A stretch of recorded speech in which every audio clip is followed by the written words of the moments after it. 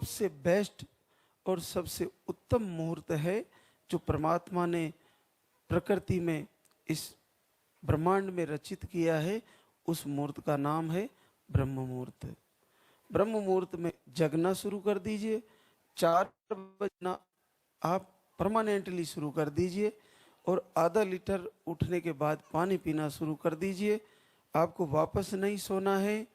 और अगर घर में तुलसी है तो 1 पत्ता रोज खा लीजिए। दुनिया की कोई औषधि लेने की जरूरत नहीं पड़ेगी। आप आरती करिए, दीप जलाइए, घर बैठे ही पॉजिटिव रिजल्ट आ जाएगा। प्रथम कार्य, आधा लीटर जल सुबह उठ के पीना है और ब्रह्म मुहूर्त में उठना है। उसके बाद द्वितीय कार्य, दूसरा कार्य, आपको उठते ही सर्वप्रथम मातृशक्ति को अपने ही पति के चरण छूने हैं। चाहे वो सो रहे हैं तो भी सो लीजिए, यहाँ से शुरुआत करें। उसके बाद अपने कुल देवताओं की अगर कुछ तस्वीरें लगी है तो उनको प्रणाम कर ले। माता पिता, गुरुजन, सास ससुर है, उनको मन ही मन प्रणाम कर ले। आप अगर आपसे नाराज रहते हैं तो मन ही मन प्रणाम कर ले। अगर आपको देखना भी नहीं चाहते तो भी अपने मन में उनके प्रति कोई राग ना बनाए।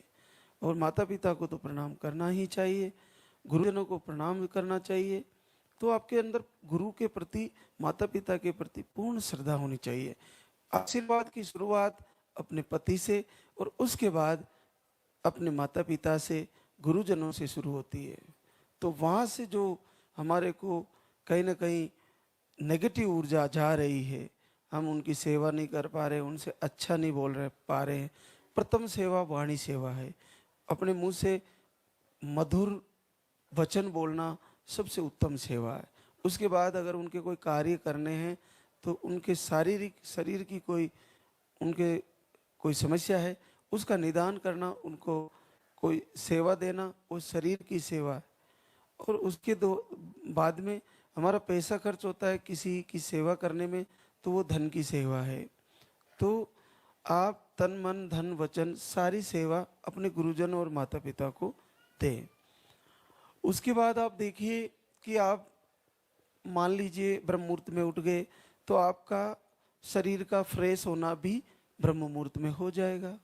उसके साथ साथ आपको प्रकृति से जुड़ना। प्रकृति से कैसे जुड़ोगे कि पूरा ब्रह्मांड का सिस्टम है कि 4 बजे के बाद सारे प्राणी जगने लगते हैं और भगवान सूर्य नारायण भी अब तैयारी लगते हैं कि मुझे चलना है और फिर से पूरी सृष्टि को रोशनी देनी है, ऊर्जा देनी है। वो कभी लेट नहीं होते। तो हमें उनसे जुड़ने के लिए ब्रह्म मुहूर्त में जग जाना चाहिए। ब्रह्म मुहूर्त में जगने से प्रकृति शुद्ध हवाएं मिलती है। एक बार खुले आसमान में निकले, वृक्षों के दर्शन करें, पक्षियों की कलरव सुने। आप ब्रह्म मुहूर्त में जगना शुरू कर दिए और तो ऑटोमेटिकली आपको लाभ होने लगेगा। थोड़ा पैदल चलने की आदत डालें। डेली 1 किलोमीटर तो हमें चलना ही है।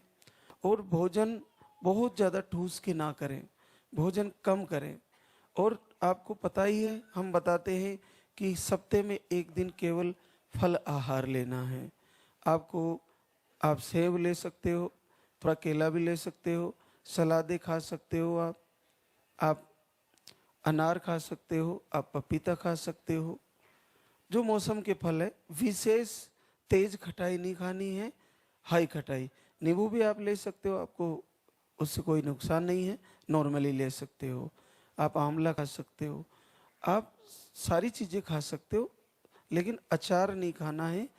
तेल की तली हुई चीज़ें बिल्कुल जितनी कम खाए उतना ही आपके लिए बेहतर है। आप पैकेजिंग वाली चीज़ें बिल्कुल ना खाएं। आप दालों का सबका प्रयोग कर सकते हैं, कम मिर्ची के साथ और कम मसालों के साथ, और तेल बहुत ही कम होना चाहिए। आप गौमाता का घी का प्रयोग कर सकते हैं, गौमाता का दूध का प्रयोग कर सकते हैं। दूसरा, आपको ये अमृत के रूप में काम करता है। जिनके घर में गाय है या पास ही में गौशाला है, तो आप ब्रह्म मुहूर्त में उठने के बाद आप जल पीजिए, फ्रेश होइए और रोज 100 ग्राम से पाव भर गौमाता का दूध पीने लग जाइए। वैसे ही आपके सारे रोग ऐसे ही ठीक हो जाएंगे।